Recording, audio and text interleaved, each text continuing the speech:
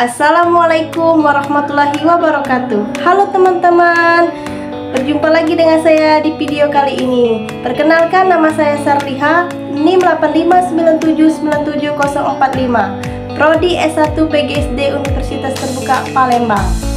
Di sini saya akan melakukan tugas mata kuliah Praktikum IPA dengan judul Sifat-sifat cahaya dan pemantulan cahaya. Apa itu optik? Optik adalah ilmu yang mempelajari sifat-sifat yang berkaitan dengan cahaya. Cahaya sendiri merupakan bagian dari gelombang elektromagnetik yang memungkinkan kita melihat benda dan keindahan alam. Percobaan pemantulan cahaya. Tujuan praktikum: 1. Menjelaskan sifat-sifat cahaya. 2. Menjelaskan sifat-sifat bayangan yang dihasilkan oleh cermin.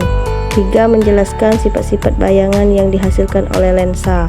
4. Menentukan fokus cermin cekung. 5. Menentukan fokus lensa cembung.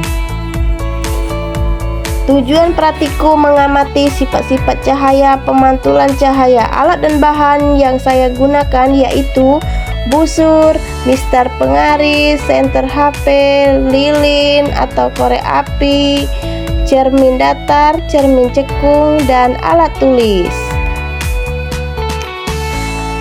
Langkah percobaan yang pertama: pemantulan cahaya pada cermin. Susunlah lampu senter dan celah cahaya di depan cermin datar. Kemudian nyalakan lampu senter dan amati jalannya.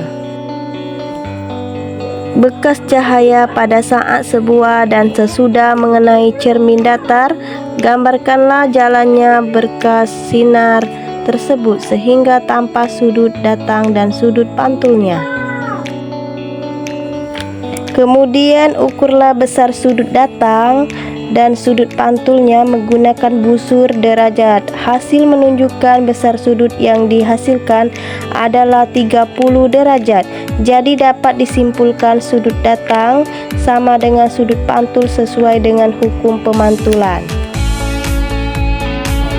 Selanjutnya, letakkan dan nyalakan sebuah lilin di depan cermin datar dan amati bayangannya. Catatlah sifat-sifat bayangan yang dibentuk oleh cermin datar tersebut. Hasil bayangannya pada cermin datar bersifat tegak dan sama besar dengan bendanya. Selanjutnya, pemantulan cahaya pada cermin cembung. Susunlah alat seperti susunan alat berikut. Nyalakan lilin dan amati jalan bekas cahaya pada saat sebelum dan sesudah mengenai cermin cembung. Gambarkanlah jalannya bekas sinar. Catatlah sifat-sifat bayangan yang dibentuk oleh cermin cembung.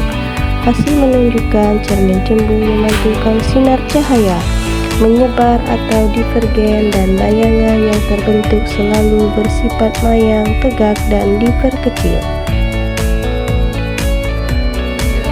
Selanjutnya, pemantulan cahaya pada cermin cekung. Pertama, susunlah alat seperti susunan alat berikut. Kemudian nyalakan lilin dan amati jalannya bekas cahaya sebelum dan sesudah mengenai cermin cekung. Gambarkanlah jalannya bekas sinar. Catatlah sifat bayangan yang dibentuk oleh cermin cekung tersebut. Aturlah jarak benda dan letak layar agar pada layar tersebut bayangan jelas dan tajam. Ukurlah jarak benda dan jarak bayangan. Hasil menunjukkan bayangan terbentuk nyata pada layar, bayangan bersifat nyata dan terbalik. Kemudian geserkan benda menjauhi cermin cekung. Amati pada jarak tertentu bayangan benda akan menghilang. Ukur jarak benda dari cermin cekung dan ukur jarak bayangan yang dihasilkan pada jarak 15 cm. Panjang bayangan benda adalah 5 cm pada jarak 20 cm. Panjang bayangan benda atau 4 cm pada jarak 25 cm. Panjang bayangan benda adalah 3 cm. Hasil menunjukkan semakin selalu jauh benda dari cermin cekung, maka semakin kecil bayangan yang dihasilkan dengan kata lain, jarak benda tersebut sama dengan jarak fokus cermin cekung. Ketika bayangan menghilang, berarti bayangan berada jauh dari titik fokus cermin cekung.